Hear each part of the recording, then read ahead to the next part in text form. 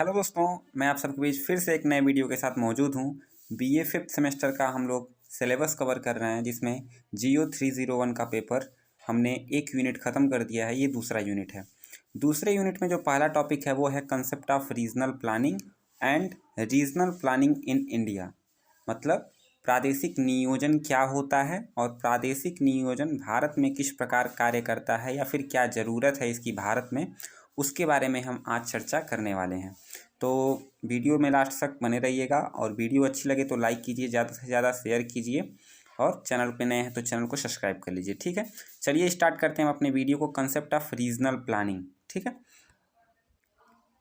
तो सबसे पहले हम समझते हैं कि प्रादेशिक नियोजन रीजनल प्लानिंग क्या होता है।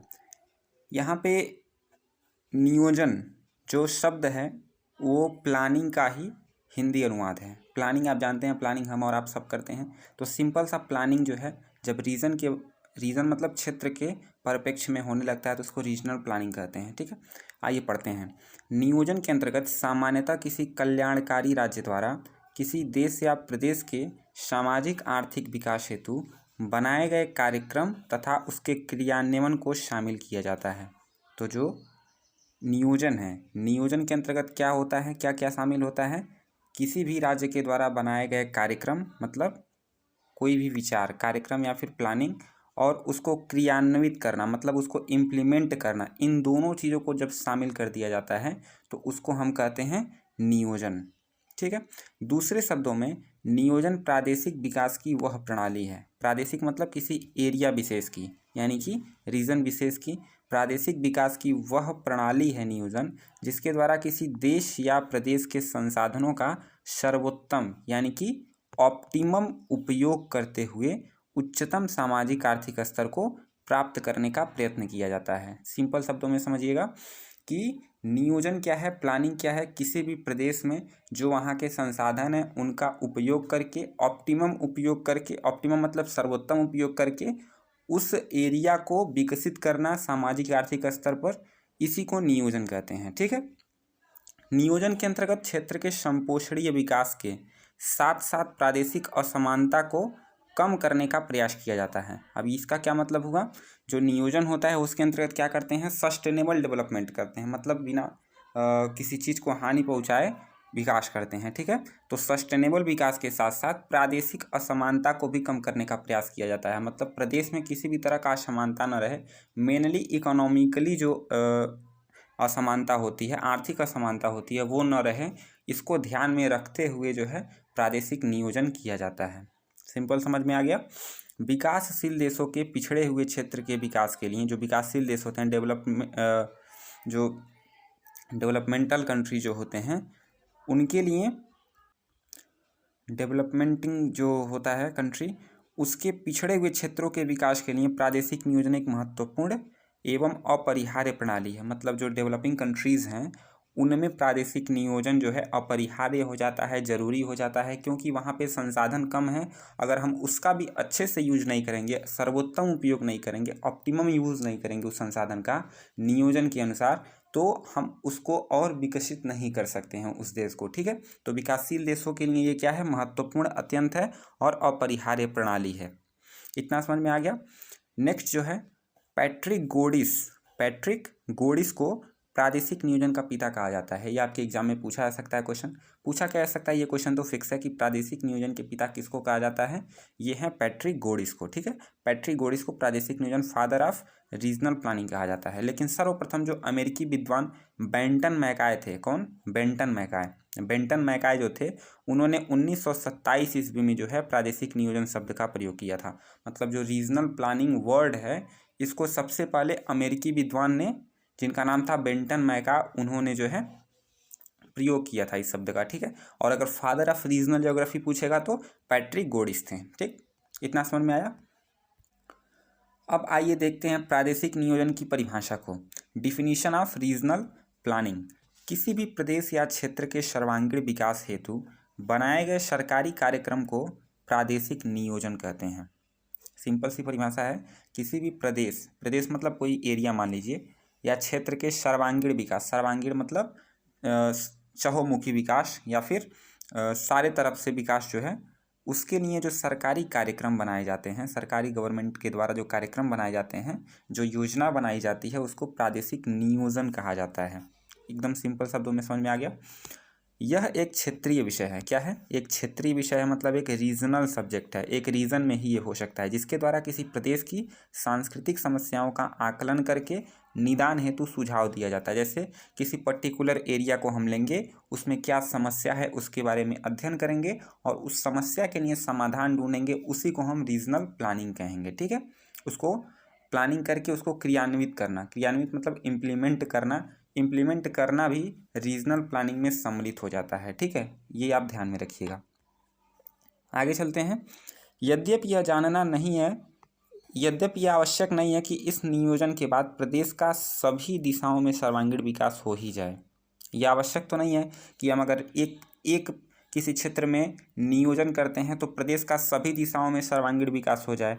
जैसे अगर हम कहीं कि आप पानी की समस्या को हल करते हैं, अगर कहीं पे पानी अच्छा नहीं आ रहा है तो नियोजन करके हम पानी की समस्या, किसी पर्टिकुलर स्थान के पानी की समस्या को सॉल्व कर दिए, तो हम ऐसा तो नहीं कर सकते हैं कि वहाँ पर बाढ़ जो आ रही है, अगर मान लीजिए बाढ़ भी आ रहा है वहाँ पर, तो वो भी सॉल्व हो जाएगा। पानी की समस्या जो हम रीजनल प्लानिंग किए हैं पानी के लिए, उससे बाढ़ का भी समाधान निकल जाए। तो ऐसा ज़रूरी नहीं है कि सर्वांगीण विकास हो जाए, लेकिन पर्टिकुलर किसी प्रॉब्लम के लिए जब हम रीजनल प्लानिंग करते हैं तो उससे क्या होता है, उस एरिया का जो समस्या होती है वो हल हो जाती है। ठीक है, जैसे एग्जाम्पल के रूप में समझिए, भारत के संपूर्ण राष्ट्रीय उत्पादन, जो भारत का जो संपूर्ण राष्ट्रीय उत्पादन जिसको GNP, ग्रॉस नेशनल प्रोडक्शन जो है, अगर हम उसको देखें तो अवश्य वृद्धि हो रही है, उसमें वृद्धि होती रही है। ठीक है, परंतु भारत के सभी प्रदेशों, सभी व्यक्तियों की आय में समान वृद्धि नहीं हो रही है। जैसे अगर देश का GDP या फिर GNP बढ़ रहा है तो इसका मतलब ये तो नहीं कि देश में रहने वाले हर एक व्यक्ति का जो है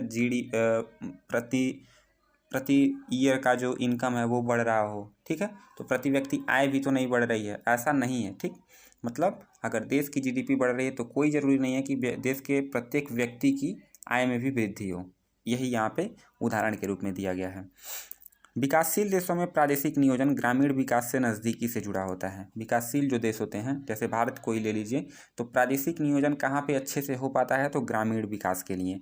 जब ग्रामीण विकास में हम ग्राम को, किसी भी गांव को विकास करना चाहते हैं किसी ग्राम का, तो वहाँ पर हम प्रादेशिक नियोजन अच्छे से कर पाते हैं। ठीक है, तीव्र नगरीकरण के बावजूद भी जनसंख्या का अधिक भाग ग्रामीण रहन सहन अपनाए हुए है तथा कृषि से अपना जीविकोपार्जन करता है वहाँ पे। ठीक है, तो जब कृषि से ही जीविकोपार्जन करना है तो क्यों ना हम उसी में ही कुछ ऐसा नियोजन करें जिससे वो अधिक से अधिक लाभ कमा सके और वहाँ पर जो अन्य रिसोर्सेज हैं उसका भी वो अच्छे से यूटिलाइजेशन कर सके, किसान या फिर जो भी कृषि कर रहा है। ठीक, अब चूंकि आप लोगों का पेपर जो है वो ऑब्जेक्टिव होगा, तो ऑब्जेक्टिव में कैसे क्वेश्चन पूछता है, जो भी छोटे छोटे स्टेटमेंट्स होते हैं, जो भी छोटी छोटी डिफिनीशंस होती हैं भूवैज्ञानिकों के, ज्योग्राफर्स के, उनसे क्वेश्चन उठा के सीधा पूछता है। जैसे अगर ये पूछ दिया जाए कि बेंटन मैकॉय के अनुसार कौन सी परिभाषाएं दी गई थी, या फिर अगर ऑब्जेक्टिव पूछेगा तो कैसे पूछेगा, ये जो ये परिभाषा दिए हैं इसको क्वेश्चन में आपके लिख देगा और पूछ देगा निम्न में से किसकी परिभाषा है, ये किसके अनुसार रीजनल प्लानिंग की परिभाषा, डिफिनीशन ये है। उसमें आपको 4 ऑप्शन दे दिया, Benton McCoy, Lewis Mumford, John Friedman, P Sengupta, तो आपको उसमें से टिक लगाना होता है। तो आप इसको एक बार ध्यान से जब देख लेंगे तो आपको वैसे ही वहाँ पे दिमाग में आ जाएगा। ठीक, तो बेंटन मैकॉय के अनुसार प्रादेशिक नियोजन विभिन्न स्थानीय स्तरों पर राष्ट्रीय आर्थिकी एवं किसी क्षेत्र के संभाव्य विकास को क्रमशः सुदृढ़ और सुरक्षित करता है। वही चीज़ मैंने बताया कि जो प्रादेशिक नियोजन है वो किसी स्थानीय रीजनल लेवल पे जो है वो देश की रीजनल लेवल पे ही देश की आर्थिक और किसी क्षेत्र के संभाव्य विकास को सुदृढ़ और सुरक्षित करता है। देश भी विकास करेगा और वो जो रीजन जिस क्षेत्र में नियोजन किया जा रहा है वो भी डेवलप होगा। ठीक है, तो ये बेंटन मैकॉय के अनुसार परिभाषा दिया गया है। इसका उद्देश्य वर्तमान संसाधनों का अर्थात भूमि, मानव, उद्योग के विकास के लिए आत्म सहायता, आत्म विकास तथा स्थानीय साधनों की शुरुआत करना है। मतलब जो संसाधन हैं, मानव संसाधन हुआ, भूमि संसाधन हुआ या फिर उद्योग हुए, इन सब को पूर्ण रूप से उनका सर्वोत्तम यूटिलाइजेशन करना, ऑप्टिमम उनका यूज़ करना, इसका मेन मोटिव यही रहता है नियोजन का। तो ये बेंटन मैकॉय के द्वारा कहा गया था।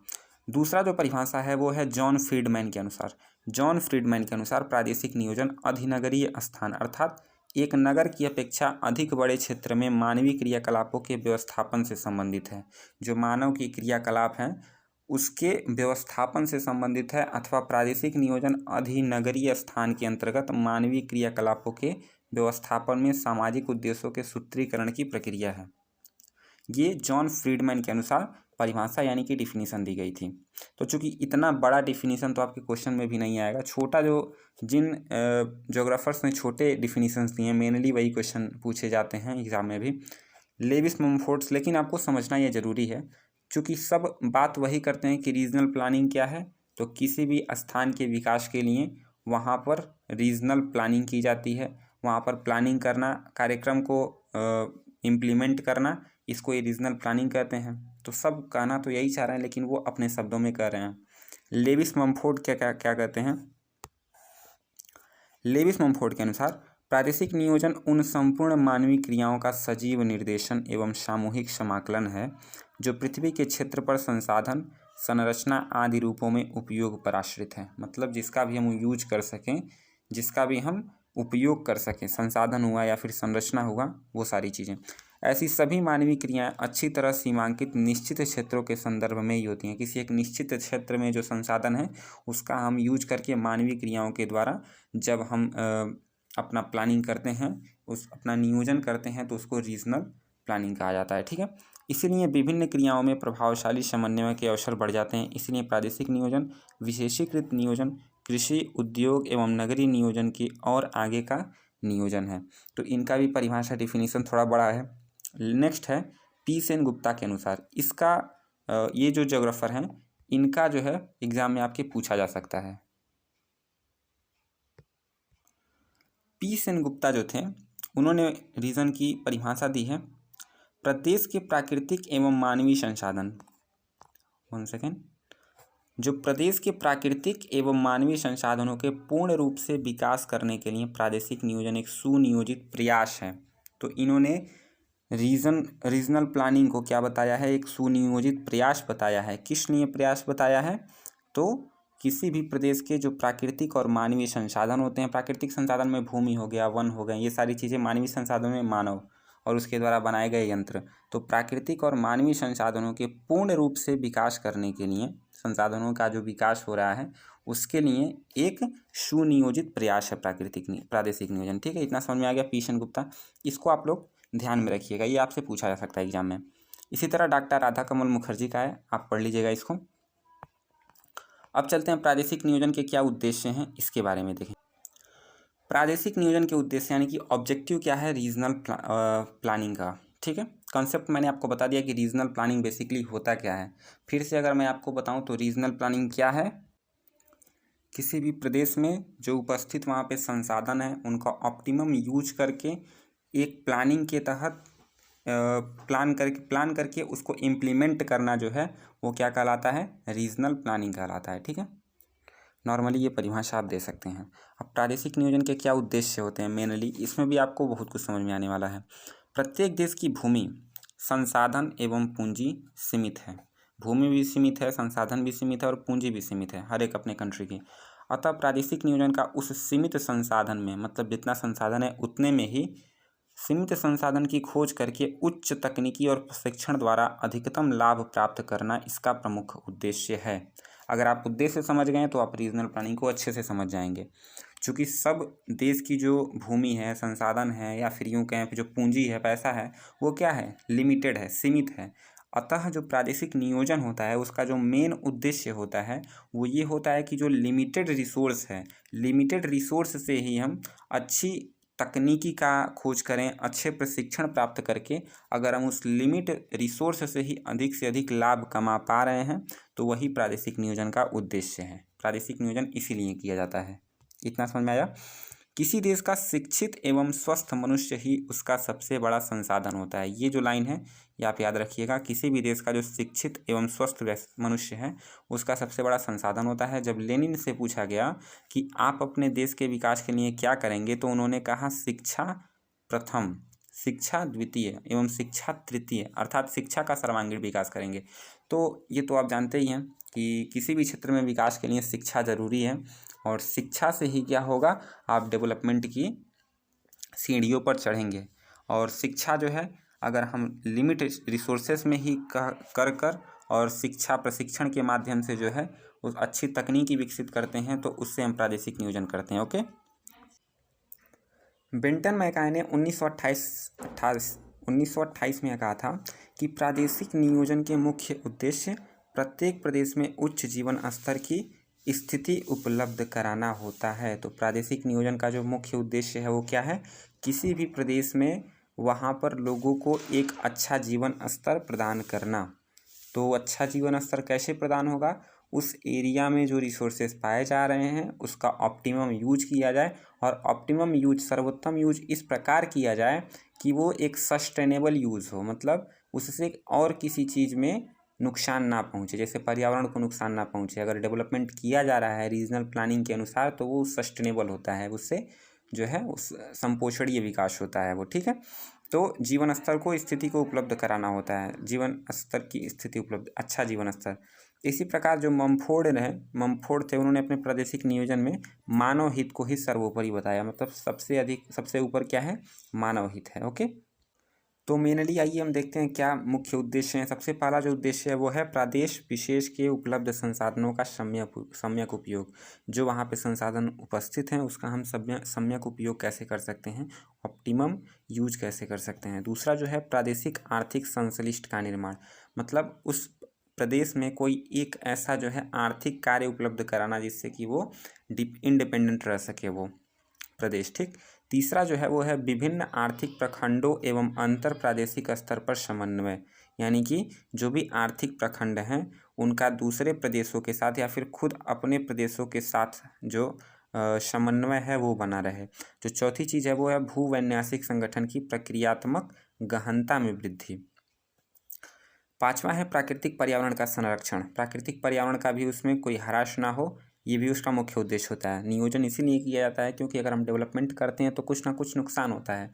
अगर हम रीजनल प्लानिंग करेंगे यानी कि प्रादेशिक नियोजन करेंगे, नियोजन के अनुसार अगर डेवलपमेंट कर रहे हैं तो जो प्राकृतिक पर्यावरण है उसका संरक्षण होगा। विभिन्न क्षेत्रों में समन्वित यानी कि इंटीग्रेटेड विकास द्वारा प्रादेशिक और राष्ट्रीय अर्थव्यवस्था को सुदृढ़ करना। चूँकि जब सारी चीज़ों में विकास होगा, समन्वित विकास होगा, इंटीग्रेटेड डेवलपमेंट होगा, तो उससे उस प्रदेश का तो विकास होगा ही, उसके साथ साथ राष्ट्र की जो अर्थव्यवस्था है उसको भी सुदृढ़ करेगा। ठीक। जो नेक्स्ट है वो है विकास प्रक्रिया में सभी सदस्यों की सहभागिता द्वारा। चूँकि रीजनल प्लानिंग होगा तो वहाँ के उस रीजन में उपस्थित हर एक व्यक्ति को इसमें अपना योगदान देना पड़ेगा, और जब हर एक व्यक्ति उसमें अपना योगदान देगा तो सामाजिक न्याय की भावना में वृद्धि होगी। ठीक है। नेक्स्ट है वो है क्षेत्रीय आधार पर भौतिक आवश्यकताओं की पूर्ति के रूप में क्षेत्रीय आत्मनिर्भरता में वृद्धि करना। मैंने जो बताया कि वहाँ पे कुछ ऐसे काम डेवलप करना जिससे कि वहाँ का जो क्षेत्र है वो आत्मनिर्भर हो सके, वहाँ के जो लोग हैं वो आत्मनिर्भर हो सकें।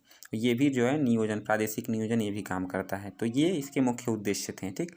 अब आइए चलते हैं, हम देखते हैं भारत में क्या प्रादेशिक नियोजन के उद्देश्य हो सकते हैं। वो तो मैंने एक जनरल वे में बताया कि प्रादेशिक नियोजन के क्या उद्देश्य हैं। चलिए देखते हैं। प्रादेशिक नियोजन का जो मूल उद्देश्य किसी प्रदेश के निवासियों की समस्याओं एवं उनकी आवश्यकताओं की पूर्ति और विकास के लिए कार्य करना है। तो समस्या क्या है उसका समाधान करना और उनकी आवश्यकताओं की पूर्ति तथा विकास के लिए कार्य करना ही प्रादेशिक नियोजन का उद्देश्य होता है। भारत में भी अगर हम देखेंगे तो इसी कार्य के लिए होगा। इसीलिए भारतीय नियोजन में के निम्नलिखित उद्देश्य कहे जा सकते हैं। सबसे पहला, भारत एक कृषि प्रधान देश है, तो कृषि और कृषि से संबंधित वस्तुओं का विकास करना, जैसे भूमि सुधार, मिट्टी संरक्षण, पशुपालन, मत्स्य पालन, मधुमक्खी पालन, सिंचाई, उर्वरक, जंगलों का विकास, इन सारी चीज़ों में जो है सुधार करना, इसका विकास करना, डेवलपमेंट करना। दूसरा जो है वो है आधारभूत और भारी उद्योग का प्रमुखता देते हुए तीव्र औद्योगिकरण। चूँकि भारत में मैक्सिमम लोग खेती में लगे हुए हैं तो वहाँ से कुछ लोगों को उठाकर जो है औद्योगिकीकरण में लगाना। ठीक है। आधारभूत जो भारी उद्योग हैं उनका विकास करना, तो जब विकास करेगा तो लोग वहाँ पे काम करेंगे। तीसरा जो है वो है यातायात और संचार साधनों का विकास। ठीक है। यानी कि जो परिवहन है, जो ट्रांसपोर्टेशन है उसमें विकास करना, और कम्युनिकेशन जो है उसका डेवलपमेंट करना। ठीक है। तो भारत में यातायात और संचार संसाधनों का विकास करने के लिए भी प्रादेशिक नियोजन जरूरी है। देश में अपेक्षित जीवन स्तर प्राप्त करने हेतु राष्ट्रीय आय में वृद्धि, सामाजिक सेवाओं का विकास, शिक्षा, स्वास्थ्य, इन सभी को ठीक तरह से चलाने के लिए प्रादेशिक नियोजन प्रयास करता है। ठीक है, तो प्रादेशिक नियोजन के उद्देश्य क्या हैं भारत में? ये भी है कि देश में अपेक्षित जीवन स्तर हो, शिक्षा में विकास हो, स्वास्थ्य में विकास हो, ठीक है, और सामाजिक सेवाओं का विकास हो। नेक्स्ट है सभी को रोजगार के अवसर उपलब्ध कराना। सभी को रोजगार के अवसर उपलब्ध कराना मतलब सभी को रोजगार के अवसर उपलब्ध हों। नेक्स्ट है आय और संपत्ति में असमानता को कम करना एवं आर्थिक शक्ति का समान वितरण, यानी कि जो संपत्ति है उसमें असमानता को कम किया जाए और आर्थिक शक्ति, जैसे कुछ लोग होते हैं केवल पैसे के दम पे होते हैं तो वो जो निचले तबके को दबाते रहते हैं, इसको भी कम करना ये प्रादेशिक नियोजन के अंतर्गत आता है। इसका उद्देश्य प्रादेशिक नियोजन का संपोषणीय विकास। प्रादेशिक नियोजन का सबसे जो महत्वपूर्ण उद्देश्य है वो है संपोषणीय विकास। तो भारत में भी सबसे महत्वपूर्ण क्या है? संपोषणीय विकास मतलब सस्टेनेबल ग्रोथ। सस्टेनेबल ग्रोथ मतलब सर्वांगीण विकास हो बिना किसी नुकसान के। ठीक है, नेक्स्ट है समावेशी विकास। समावेशी यानी कि इंक्लूसिव ग्रोथ। आर्थिक स्तर पे सब में जब समानता आ जाएगी, सब लोग एक समान होंगे, तब वो समावेशी विकास कहलाएगा। ठीक है, इस तरह प्रादेशिक नियोजन के उद्देश्य क्षेत्र बहुत विशेष के संदर्भ में अलग हो सकते हैं। इस तरह प्रादेशिक नियोजन के उद्देश्य क्षेत्र जो है वो विशेष के संदर्भ में अलग हो सकते हैं, लेकिन ऊपर बताए गए बहुत से उद्देश्य सार्वभौमिक भी होते हैं। मतलब अगर हम हर जगह हर कंट्री की बात करें तो वहाँ पे हर कंट्री में अलग अलग उद्देश्य हो सकते हैं प्रादेशिक नियोजन के, लेकिन जो ये ऊपर बताया गया है, ये जो ऊपर बताया गया है, इसमें से मैक्सिमम ऐसे हैं जो हर जगह लागू होते हैं कि प्रादेशिक नियोजन का उद्देश्य इसमें से बहुत सारे हर जगह लागू होंगे। ठीक है, अब आइए हम देखते हैं कि भारत में क्या ज़रूरत है प्रादेशिक नियोजन की। प्रादेशिक नियोजन की भारत में क्या ज़रूरत है, इसको समझिए। ब्रिटिश काल में देश का अधिकांश भौगोलिक क्षेत्र ब्रिटिश शासन के अधीन आ गया था। ठीक है, जब ब्रिटिश हम पर राज कर रहे थे तो हमारा मैक्सिमम जो एरिया था वो ब्रिटिश के अधीन आ गया था। फिर भी अनेक स्वतंत्र रियासतें थी, राज्य जो थे वो अस्तित्व में थे। इस तरह सीमांत क्षेत्र में स्थित राज्यों को राजनीतिक परिस्थितियाँ अलग अलग थीं। मतलब कुछ जो राजा थे वो अपनी तरह से राज अपना चलाते थे और अंग्रेज़ जो है अलग चलाते थे, तो जो राजनीतिक परिस्थितियाँ थी वो अलग थीं। 15 अगस्त 1947 ईस्वी में स्वतंत्रता मिलने पर देश में एक बड़ा कार्य विभिन्न क्षेत्रों को कार्यात्मक रूप से एक शासन के अधीन लाना था। तो चूँकि सबको अब अलग अलग शासन के अंदर रहने की आदत थी, लेकिन जब 15 अगस्त 1947 को देश स्वतंत्र हुआ तो सबको एक ही शासन के नीचे लाना जो है वो एक बहुत ही कठिन काम था। लेकिन सरदार पटेल जो कि हमारे देश के नायक थे, सरदार पटेल के अथक प्रयासों के परिणाम स्वरूप सभी इकाइयाँ केंद्र शासन के अंतर्गत सम्मिलित हो गईं। इसके साथ ही क्षेत्रीय आकांक्षा को बनाए रखने हेतु देश में संघीय व्यवस्था स्वीकृत की गई।